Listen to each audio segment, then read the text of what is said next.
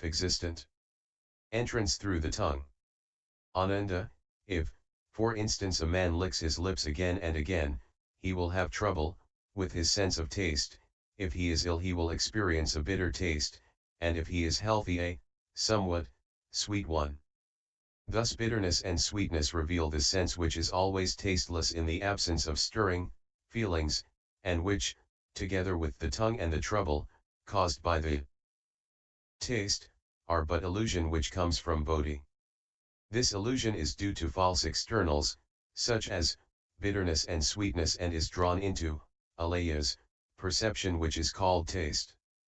This taste has no independent substance apart from flavors, such as sweetness and bitterness, and tastelessness. Ananda, you should know that this perception of taste comes neither from the flavors, such as sweetness and bitterness, nor tastelessness, nor from a sense organ, nor the void. Why? Because if it comes from sweetness and bitterness, it will vanish in the state of tastelessness.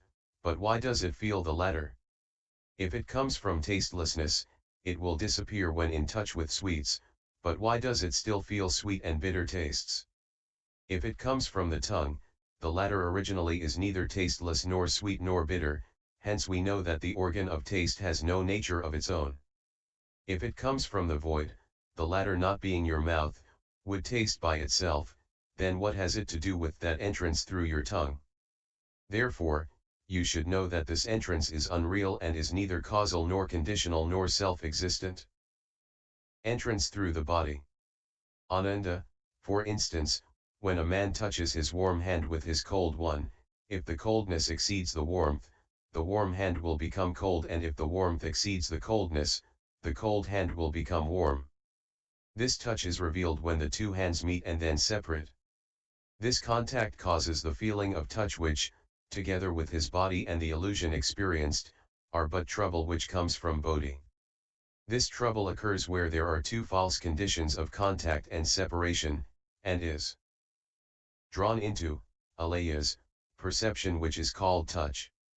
This touch has no independent nature apart from contact and separation and from pleasant and disagreeable conditions. Ananda, you should know that this perception of touch comes neither from contact nor separation, nor from pleasant nor disagreeable conditions, nor from a sense organ nor the void. Why? Because if it comes from contact, it should vanish in the state of separation, but why does it feel the latter? It is the same with pleasant and disagreeable conditions.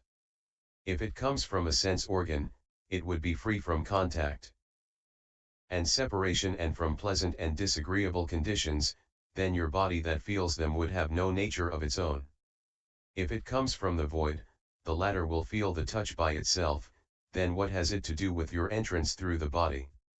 Therefore, you should know that this entrance is false and is neither causal nor conditional nor self-existent. Entrance through the intellect. Ananda, when for instance, a man is tired, he sleeps soundly, then he awakes, and when he sees objects, he remembers and after a time forgets all about them. This is the inverted condition of birth, stay, change and death, which is continuously drawn into the inner intellect, hence the organ of mana's mind, thinking, relative consciousness, which, together with the intellect and the trouble experienced, are an illness arising in Bodhi. This illness comes from perceiving the two false conditions of birth and death, a perception which covers all inner data that cannot be reached by seeing and hearing, hence it is called knowing. This knowing has no substance of its own apart from the waking and sleeping states and from the conditions of birth and death. Thus, Ananda, you should know that the organ of knowing comes neither from the waking and sleeping states, nor from the conditions of birth and death, and neither from a sense organ nor the void. Why? Because if it comes from the waking state, it should cease to exist in the sleeping state, then why does one sleep?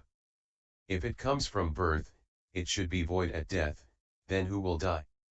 If it comes from death, it would cease at birth, then who is living?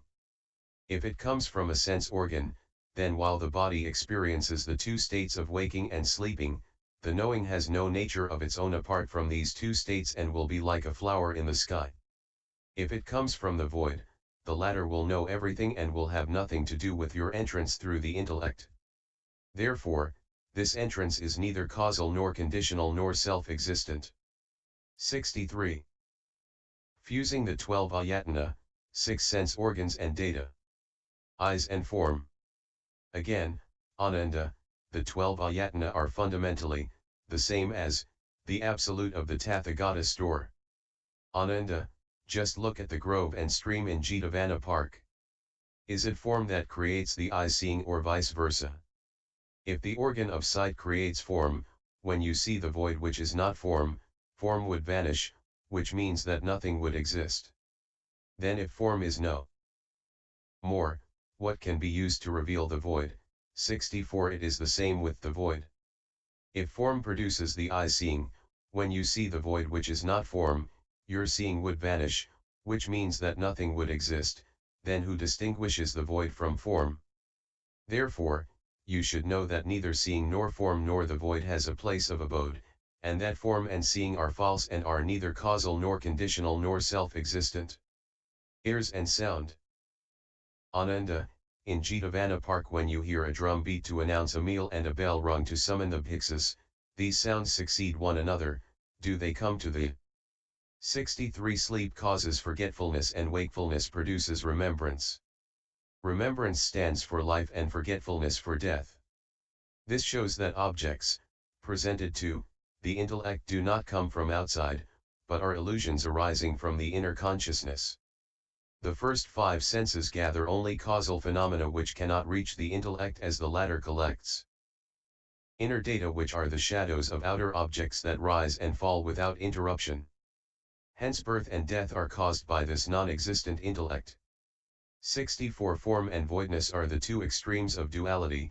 If form vanishes, how can the void remain? Ears, or do the ears go to them? Ananda, if they come to the ears, it is like when I go to Sravasti to beg for food and am absent from Jetavana Park. If these sounds come to Ananda's ears, Maudgalaputra and Kashyapa should not hear them. Then why do all the 1,250 bhikshus, when they hear the bell, go together to the eating hall? If your ears go to the sound, it is like when I return to Jetavana Park and am not in Sravasti. Then when you hear the drum, if your ears go to it, you should not hear the bell which rings at the same time, nor the sound of elephants, horses, buffaloes, and sheep, in this park. If there is no such coming and going, there would be no hearing. Therefore, you should know that hearing and sound have no location and that both are false, being neither causal nor conditional nor self-existent. 65. Nose and smell. Ananda, just smell the smoke of sandalwood in this burner. The quantity burnt is small, but its fragrance spreads to Sravasti and the neighborhood. 66. Do you think that this perfume comes from the sandalwood, from your nose, or from the void?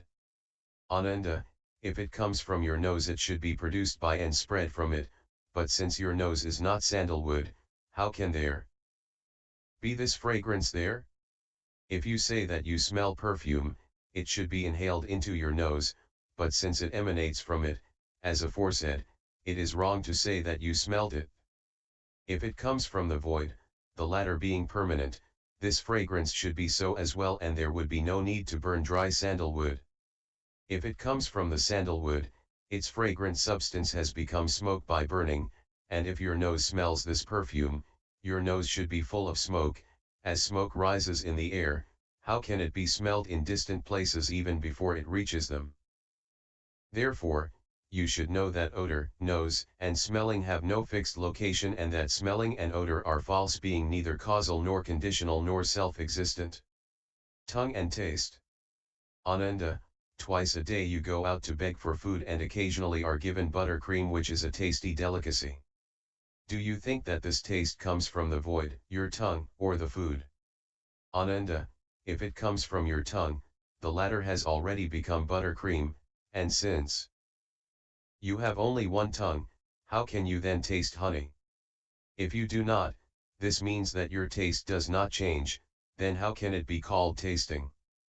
If it changes, and since your tongue is of one substance, how can this single tongue know various tastes?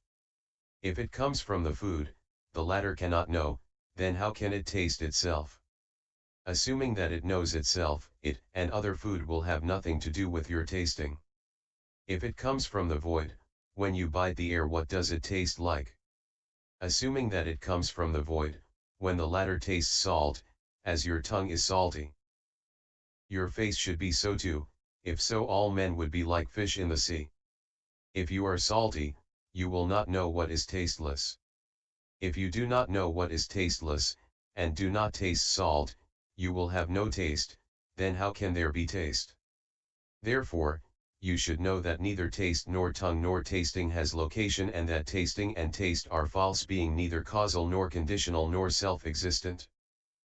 65. If hearing is disengaged from sound, all differentiation will cease and the Tathagata's door will be exposed.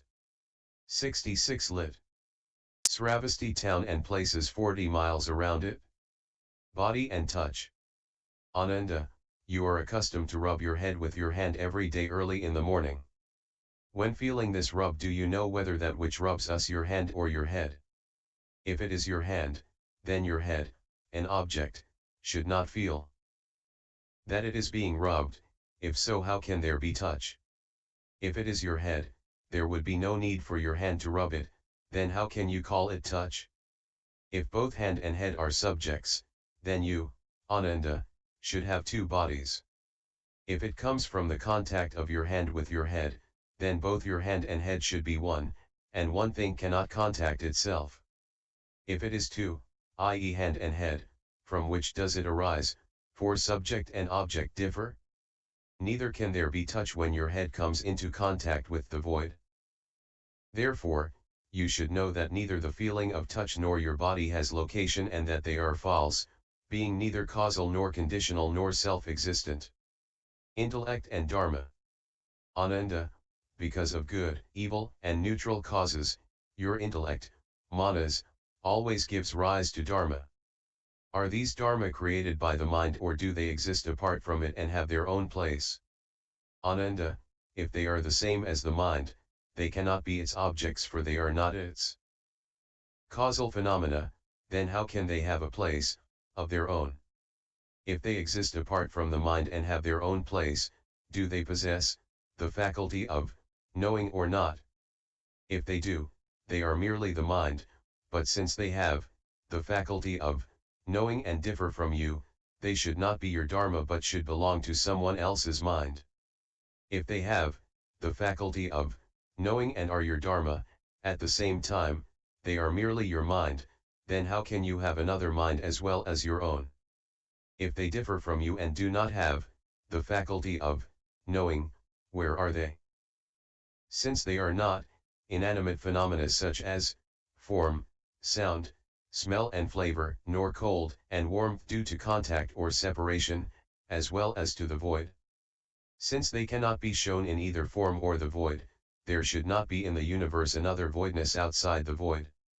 Assuming that there is another outer voidness, they cannot be the mind's causal phenomena, then where are they?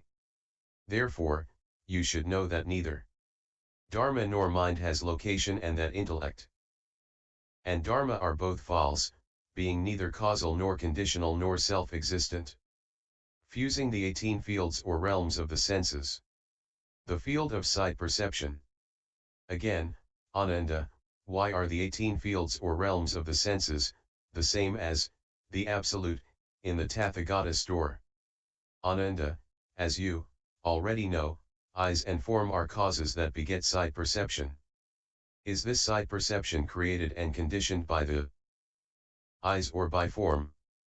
Ananda, if it is created by the eyes, in the absence of both form and the void, there will be nothing to be differentiated, then what is the use of this perception even if you own it?